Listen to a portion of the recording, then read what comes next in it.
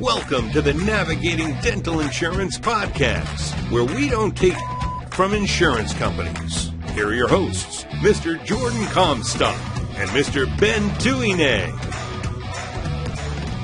Welcome to another exciting episode of the Navigating Dental Insurance Podcast. This is still the Say No to PPOs series. We're going on, 3 or 4 years on that series because it's a hot topic.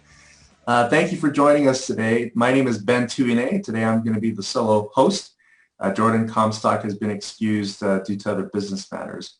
Well, hope everybody's doing well. It's June here in Utah, and we're experiencing record heat. Kind of a fun time to be out there, we're still in a pandemic, but for us here, kind of feels post-pandemic. My son won his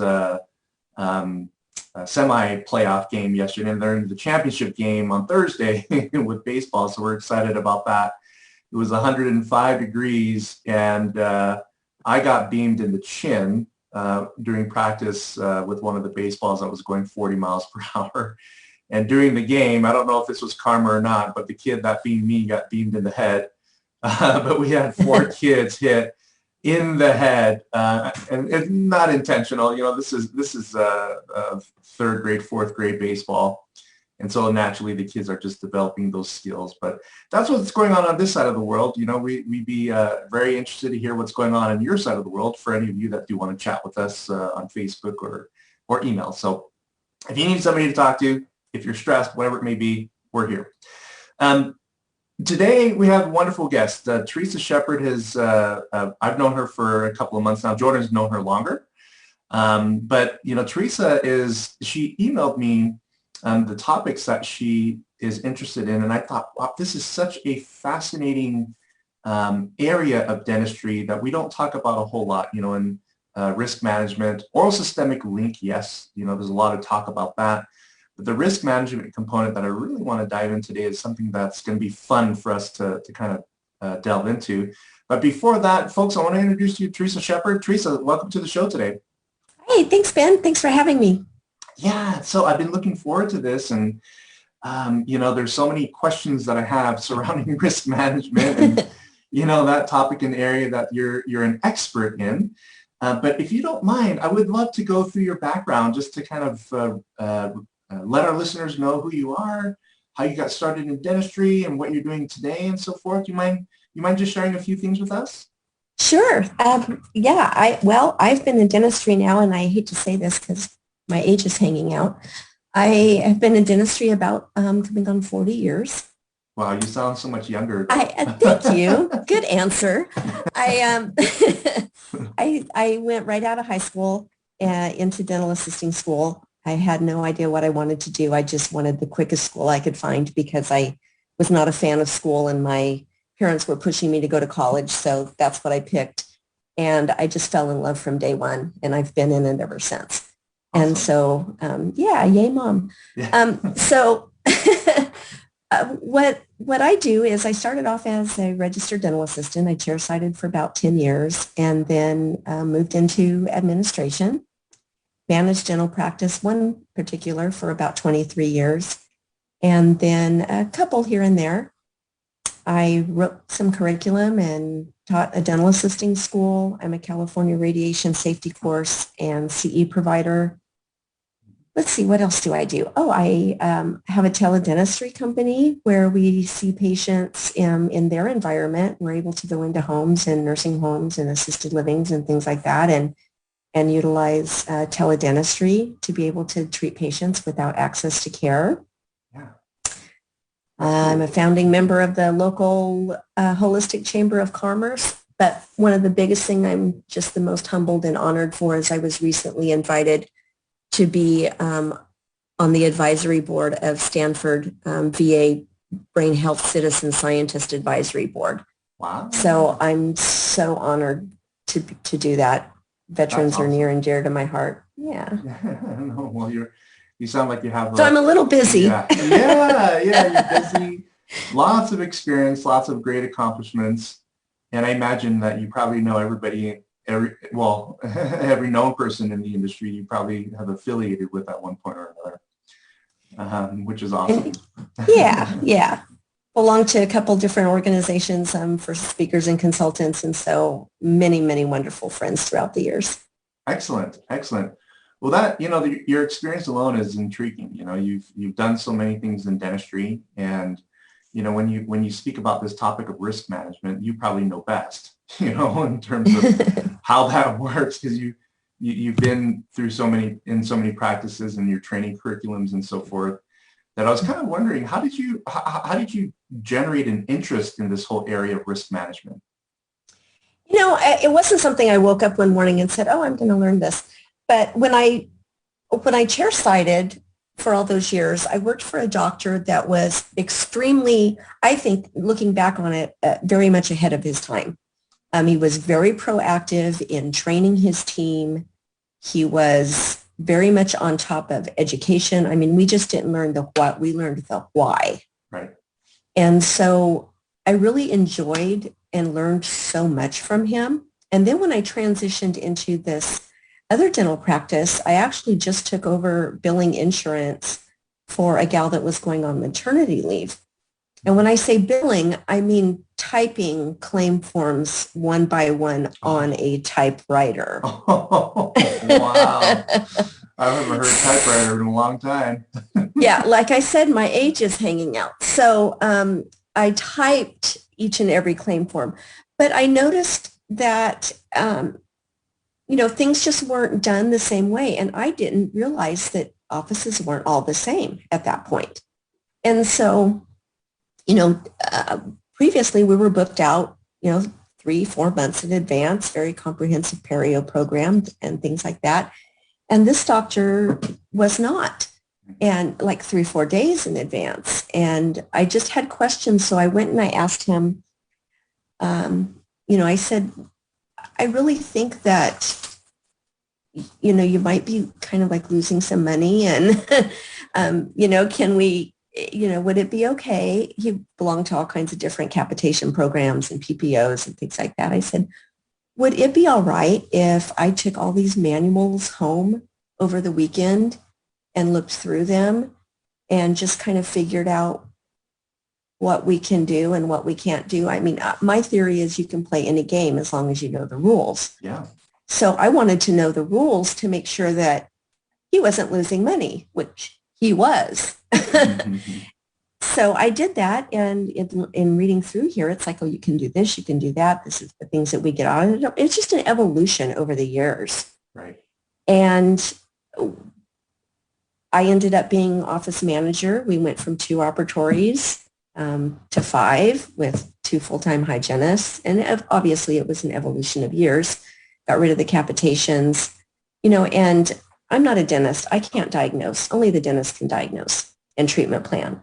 But a good office manager or a good insurance administrator is such an asset because they really get down to the nitty-gritty of the patient's plan, and they can really be a partner with the doctor because they strategize on how best to use the patient's benefits.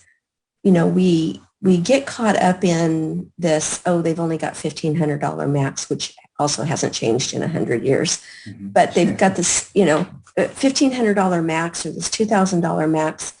And we're looking at dollars. Oh, how close they are to maxing, rather than putting together a game plan and a strategy of how we can best use their dollars. And maybe there's some alternatives. I really got to learn a lot about the codes that we can use and what our options are. Can we maybe put a provisional on this tooth if it's not the worst thing going on, and work on something that's going to explode before next January when their max rolls back around? Right. So there's lots of, so much just evolved over the years. And I just found it fascinating. And I love perio. And so that all kind of tied into it. Yeah. I imagine that, the risk management component, you see different things. So I've been in dentistry for, I'm terrible at math, but since 2007. Oh, you're just a baby. I'm just a baby. I only know the current issues. I don't know what went on in the 90s and the 80s in terms of, my world of dealing with dental insurance. but in my reading of history as it pertains to insurance and related matters in dentistry, it kind of seems like, you know, when dental insurance was developed back in the 1950s and 60s, the fee-for-service mentality still remained up until maybe the 90s and 2000 is when things started to shift in a different direction, you know, in terms of, you know, back then it seemed like in my readings that, you know, for the most part, when dentists look at treatment, it was treatment based upon the need. And then all of a sudden in the 2000s, it was treatment based upon coverage. What is your take on that, and how things, and why do you think things have shifted in that direction so much? Well, I mean, I can't really speak for like on a national level per se, but in the area that I live in a small rural area, but there's a couple big cities close to us. And when I first started, you know, there were maybe 25, 30 doctors. Everybody knew each other. All the team members knew each other. You know, it was a smaller network. And as time evolved and bigger corporations kind of took over and things like that, I think the patient pool, if you will, kind of went down and was stretched a little thinner. So doctors had to become kind of more creative in how they were going to attract and keep patients. And unless you were in network, and we have some big, I mean, we have Gallo Winery just 15 miles from me. Yeah. So we have some big corporations here in this area. And, you know, they have good benefits for their employees, but it's Delta Dental. And if you're not a Delta Dental provider, you know, there's potentially a large patient base that you could lose. But so that's kind of what I found out, and doctors had to sort of change their thinking. Not all, but most did, that they really felt that they had to become preferred providers for everything under the sun. Right. But if they really looked at it, and this is what I tried to really impress, is balancing this risk management issue with this oral systemic link issue. Is that if you provide the services that the patient truly needs in terms of treating their condition, not their benefit plan, but their condition, the money follows easily. Right. Yeah, I believe that. I from my experience, what I find is that patients will react to whatever you tell them, you know, and a lot of times this whole idea behind, well, the patients aren't going to proceed with treatment unless it's covered or unless it's, you know, goes around their benefits. I think that's a perception that we pushed on the patient base, you know, and it's unnecessary, you know, because what you find is that a lot of dentists, when I review utilization patterns for our clients, sometimes I see, you know, for Cigna, the dentist will primarily only do 2752 crowns, and then for Aetna it'll be 2750, you know, and then for other plans it's 2740.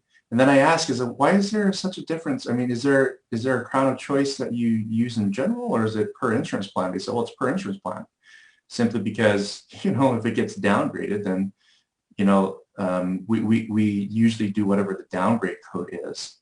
And I find that very interesting because, you know, PFMs in these days, you know, there's a lot of patients that do have allergies, you know, to certain metals, and things like that I would want to know, you know, what the risks are. And, you know, in the end, me as a patient, just the way I think is I don't really care what insurance covers. I want what you think is best for me, you know, and then we'll deal with it from there. You know, and I think that's the direction that a lot of people in dentistry fail to understand, is that a lot of, you know, they're trusted already. You know, I think dentists have always been rated in the fifth most trusted, at least 1 to 5, you know, in that category. And then hygienists, they don't have a category for hygienists in this polling data, but when you look at the closest profession to a hygienist, it's a nurse, you know. And in fact, that's what they've done recently in this polling, is they've clumped hygienists together with nurses. And that's the #1 most trusted profession, you know. And scrubs are the #1 most relieving and trusted form of business attire. And so naturally, when you look at it from that perspective, I think a lot of people, we fear that they're going to haggle based upon price and cost. But in the end, we don't trust ourselves enough to be able to trust our own recommendations that, if we use insurance as a secondary form of, this is going to be a payment assistance. It's not going to dictate treatment. From my experience, I see massive change in terms of, revenue and overall client,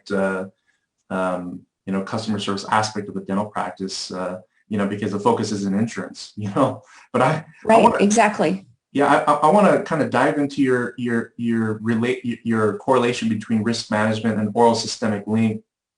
Can you talk about a few different areas? Well, let's back up. Like when you visit a practice and you do, I'm assuming you do an assessment on risk management first. Is that right? Yes. That it's kind of like I view what I do as the way a doctor would treat a patient.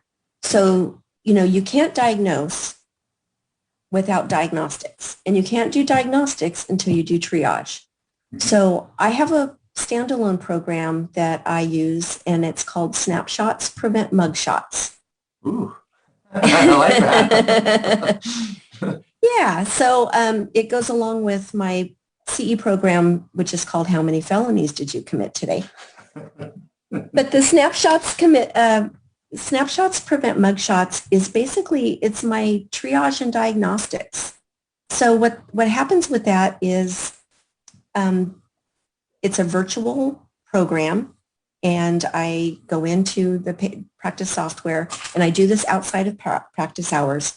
I need a dedicated computer to do this assessment, so I'm not disrupting anybody's workflow. I work evenings, I work weekends, I work around the doctor's schedule. And so what I'll do is I'll go in and I basically just start going down rabbit holes. I'll kind of randomly pick a day on the schedule and start with the 8 o'clock patient and open that up and see what I see. And often it's not what I see, it's what I don't see that also concerns me. So, I look at documentation, I look at diagnostics, I look at treatment plans. I teach HIPAA as well, so I kind of tie in, even though I'm not looking for HIPAA violations necessarily. If I see a documentation that says, grandma called and asked about such and such, then I flip over and want to look at the HIPAA release. Well, we don't have one. So there's a lot of different things that I look at with that. And one of the biggest things that I find that puts the practice and the doctor's license at risk the most is supervised neglect. And really, when it comes down to it, is negligence.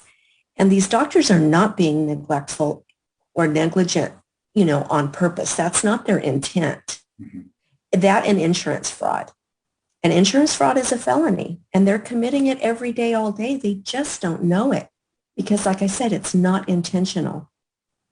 But what happened? Yeah, I was just going to say too, then, along with that process, I not only find things that put the practice at risk, I'm typically finding somewhere between $2,000 and $10,000 a month in lost revenue, and sometimes it's as high as $40,000 a month in lost revenue. Wow. And you're already doing the work, basically. Right. Or right. if you were to just, use the proper code for what you wrote down that you did. Mm-hmm. Mm-hmm. Yeah. So the money follows if you're doing things correctly. Absolutely. Absolutely. I want to elaborate a little bit on a couple of things that you mentioned. So you talked about supervised neglect, mm-hmm. and insurance fraud. Mm-hmm. Can you share with our listeners what you're seeing in terms of the violations as it pertains to supervised neglect? Well, let's start there, and then let's go into coding fraud. What are the common things that you see going on in those two particular areas? Okay. Yeah. Well, basically, it's the same area. The biggest thing is perio. Yeah. We are doing bloody prophies on our perio patients, mm-hmm. Because the patient doesn't want to pay for the deep, quote unquote, cleaning. I really can't stand that phrase. We should abolish that phrase from our vocabulary. And the reason for that is, pardon me, allergies are bad today. Yeah. The reason for that is because, in my opinion and my experience, it confuses the patient. Well, wait, why should I pay for a deep cleaning when my cleanings are free? Right. So if we use and cleanings really, to me, sound industrial somehow. They are what they are, but, if we can call it by its term, a prophylaxis or, a scaling and however we need to do to make the patient understand that this is a procedure, not something that's just a term that we use. Right. And explain and really educate, because this is where the supervised neglect comes in, is we're not treating our perio patients. Perio disease is a disease. It contributes and correlates to serious life-threatening diseases, cardiac disease, diabetic, strokes. And we're not looking at the health history with the eyes of an oral physician, which is what doctors are. And I really impress upon them and implore them to view themselves as oral physicians. There's some that do, and there are some that really, especially if they're caught up in the insurance world and trying to deal with managed care and PPOs and all these things, are just, it's quantity, not quality necessarily, that drives them to that. And they kind of get put in the category and the mindset that they're just a dentist, and that their teeth, they're working on teeth, and that has nothing else to do with the rest of the body. And it hurts my heart to see them get into that mindset, because they're educated and they're oral physicians, but we kind of get into this trap, and our patients tend to feel, oh, it's just a dentist. It's just my teeth. It's just my cleaning appointment. So it's okay if I short notice canceled. So we shouldn't use the word just, and we shouldn't use the word deep cleaning, because it does confuse the patients. But that's really the biggest area, is the patient doesn't want to pay for the root planing. So we'll go ahead and do this bloody prophy, and then tell them, well, we're going to give you 3 months to get this under control. And if it's still bloody next time, we're going to do a deep cleaning, but you never do. Right. We're still doing the bloody prophies, and we're letting patients dictate treatment. Yeah, that's very interesting, because, you try to get to the root of this problem of the periodontal supervised neglect. Is it communication? Is it fear, of offending the patient? And I kind of see it, across the board in terms of different concerns as to why we allow patients to get these bloody prophies. What do you think the root of the problem is on supervised neglect areas where we know better? We know that we should, or maybe we don't. Maybe practices and individuals don't. What's your take on that? Yeah, I think it's kind of split. When I teach oral systemic link, or I teach risk management, or I do these assessments, I think a lot of people have this general awareness, and they were taught to some degree, but it's not consistently impressed upon them, the link between now what we know as these serious deadly periopathogens, causing or contributing to so many other things. And we think of disease as kind of an older person's problem. Oh, if you've got a cardiac problem, you're an older person. But there's other things that affect younger people. We now know some of these periopathogens can contribute to women going into early labor, and so they're having early babies. And, babies that are born premature, they can have issues as well. So, we're not thinking about it in terms of a person's health. So what I find most often, I think it really is the lack of sitting down and educating our patients. It's not that we don't tell them, but there's a difference between telling and educating. Right. And I don't like, for myself anyway, I've always kind of found it better not to do the consultation sitting at the chair the minute a patient comes in. You don't really have time to treatment plan and use that strategy. If you know they're a perio patient, get them back for their root plannings, explain that, and do the full consultation at that time. There's many ways to do it. I never say there's only one way to do a consultation or one way to do things. There's many ways. Everybody's different. Every office flow is different. But the end result has to be the same. It's like if I'm driving from here to San Francisco, I can go 16 different ways, but I'm going to end up in San Francisco. Right. So there's never one way, but the standard of care has to be kept, or we do lose our credibility. So I think a lot of it is education. Education is different than telling. And I don't even discuss benefits until the last thing. Yes. Oh, it's almost like and by the way, this is your copay for today. Yeah. I think that's a great strategy, because when you lead off with quality of care and the patient knows what they need, and then you mentioned their copayment and how insurance works at the very end, the decision to accept treatment has been made without insurance, and right. And that's so key, because when you talk about this whole area of supervised neglect, and I can see how this relates to coding fraud, because if you're doing a bloody prophy on a patient, well, number one, that's supervised neglect is not appropriate. There's hygienists and dentists have been sued for that forever, for a long time, not just in dentistry, They absolutely can be sued for that, and they forget that. Yep. So it's a liability issue. And then on the coding front, if you're doing not a deep clean. Watch yourself now. Oh gosh, let me slap myself on the wrist. Perio treatment, treatment of your disease, whatever phrase you want to use. If you do scaling and root planing, but you report it as a prophylactic treatment, that's fraud. That's a misuse of the codes.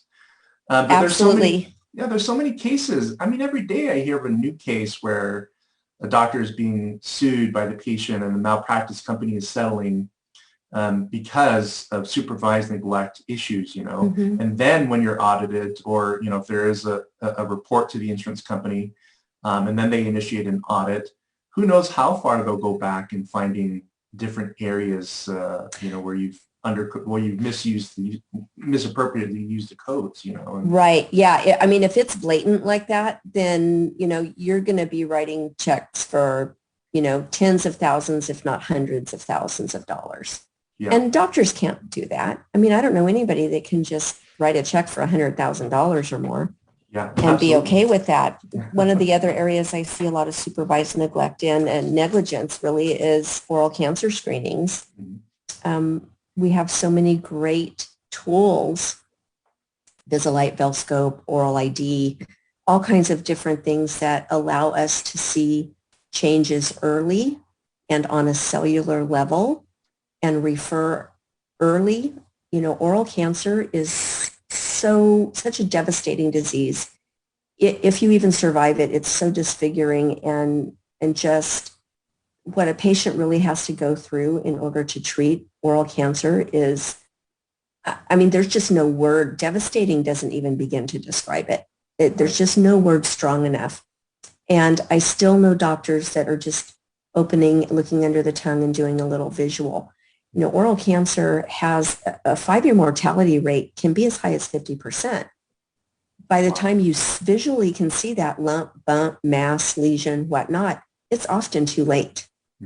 Right. And I have doctors tell me, I don't want to, the Visalite, I don't get paid from insurance by that.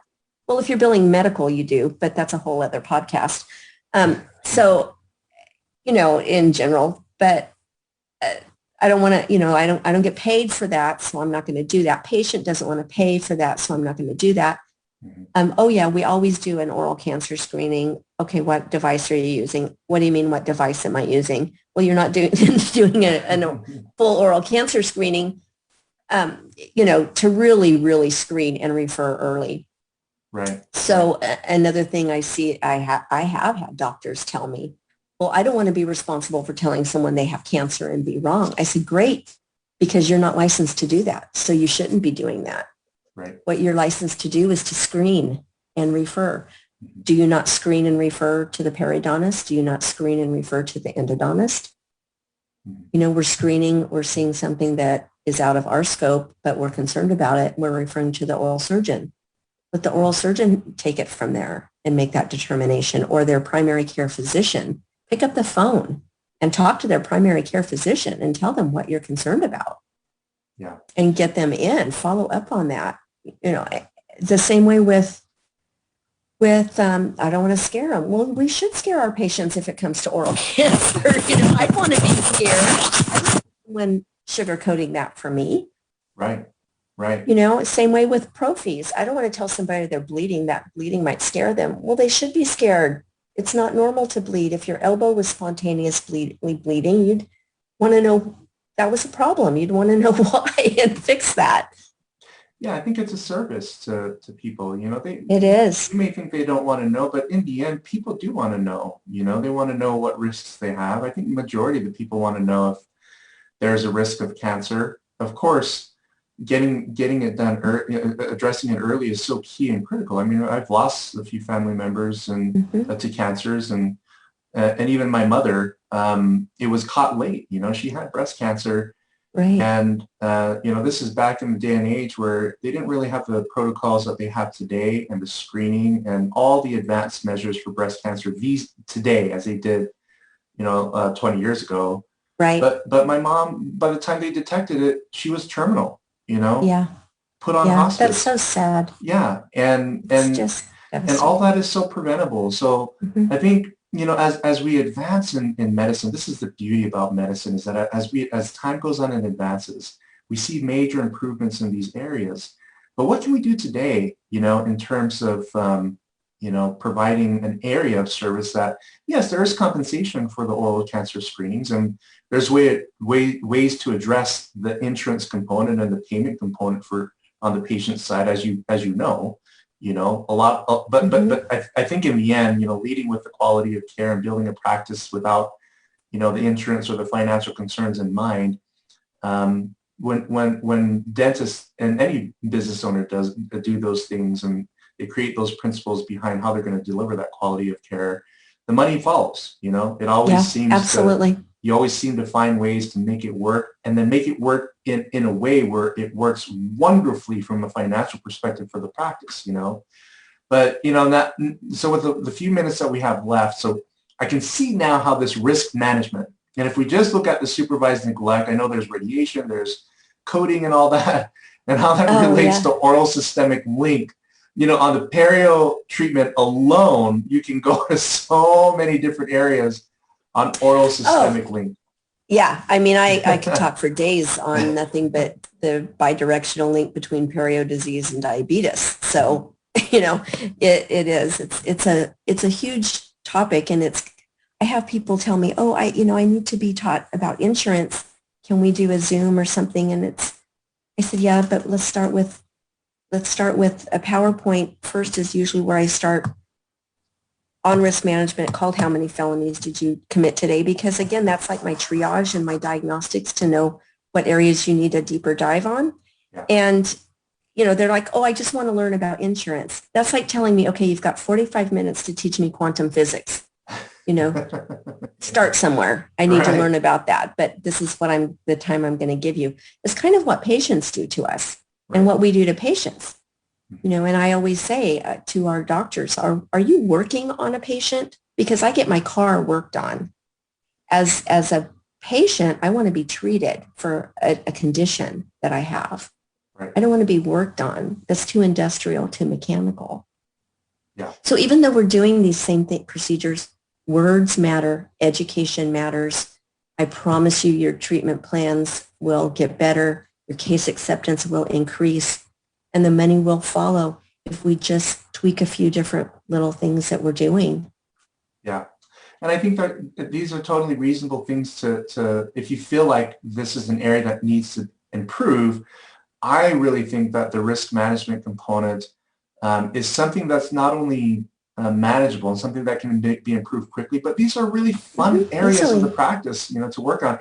And when I say fun is because the risk management components, like when you talk about supervised neglect, for instance, and the concerns with the patient, the current concerns with insurance non-coverage and so forth, what you typically find is that when you improve in the educational component of perio, you tend to have more cooperation from the patients, a better understanding of things, so that future complaints, they tend to come down in an area where people then start to trust your expertise, Right. I always say it's better to explain ahead of time than apologize later.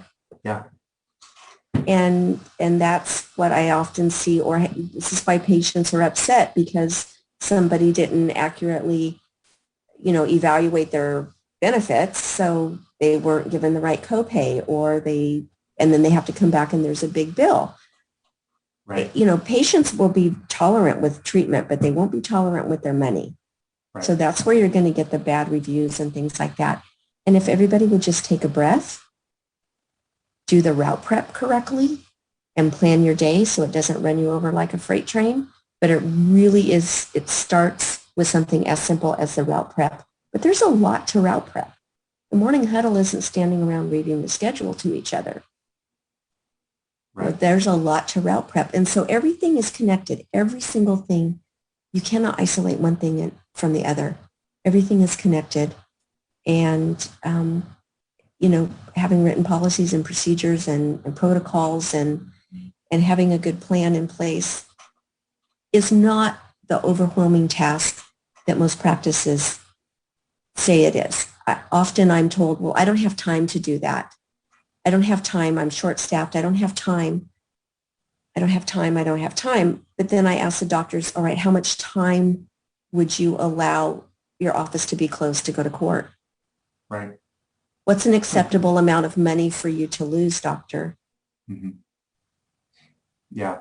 So we have to kind of just turn it around and have them think that, okay, I have to make a sacrifice maybe of a day or a few hours here, or I have to have this expenditure here for training or for assessment to figure out I'm on the right track. And that's going to save me thousands and tens of thousands and hundreds of thousands of dollars later. And once your reputation is tarnished, you can make back the money and the revenue, but you can't get your reputation back. Absolutely. Yeah, I agree. Now this is wonderful. A little bit of we call it a little bit, but I think a lot of preparation is important. In terms of making sure that the business is protected, that you have a policy and process that's working in an effort to make sure that there's great quality of care given to the patient without, running the risk of not getting paid, and so all these different components that you're talking about that are related with risk management, oral systemic linkage has just been wonderful. And I wish we had, Thank you. I wish we had hours to talk about this, because we have not touched on other areas that I thought were interesting. Right. Well, we haven't even touched on this area yet. Yeah, this has just been kind of scratching the surface. Maybe we'll have you for another episode. I love it. Yeah. I know that there's a lot to consider when we talk about these things with risk management and oral systemic link. But if any of the listeners want to reach out to you before we do our next episode, what's the best way to get a hold of you? Yeah, so probably email or phone is best. It's Theresa, Theresa, at Theresa Sheppard, SHEPPARD.com. My phone number is 209-222-0750. I am also have a landing page for my Snapshots Prevent Mugshots. I do encourage people to go and take a look at that webpage, because that is really the place to start. You would never just start prepping a bridge on the first time you ever met a patient without triage and diagnostics. So please take a look at that. It's so important. And that is www.snapshotspreventmugshots.com. Perfect. And if you let me know that you heard us here on Boom Cloud, I'll make it worth your while. And that's kind of the place to start with a conversation. Yeah, I agree. There's so many things that I learned and so many things that I know that a lot of the dentists will be interested in. So this information is going to be posted in the show notes. So if you're driving or otherwise occupied in another area and can't write, Please refer to the show notes for Theresa's contact information and for the website link that she also mentioned. Theresa, this has been such a treat. We definitely want to get you rescheduled for another episode to kind of expand more on what you talked about today. But we just want to, on behalf of the team here at the podcast, we want to say thank you for spending time with us, and on behalf of our listeners as well. Thank you so much for inviting me. I really appreciate it. It's been great. It's been truly our pleasure. And then for the rest of you that are out there, if it's summertime or wintertime, wherever you may be, what time of the year you may be listening to this, we wish you all very well. The world is getting better.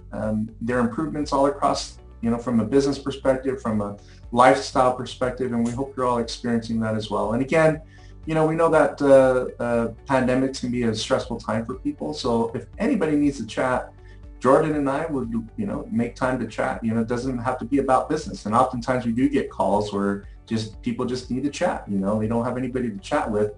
If we can do anything in that area to serve you, just to be a buddy, we're definitely open to that. Folks, have a great day. And Theresa, thank you again for being on the podcast today. Thank you, Ben. Yeah, until we meet again, have a great day, everybody.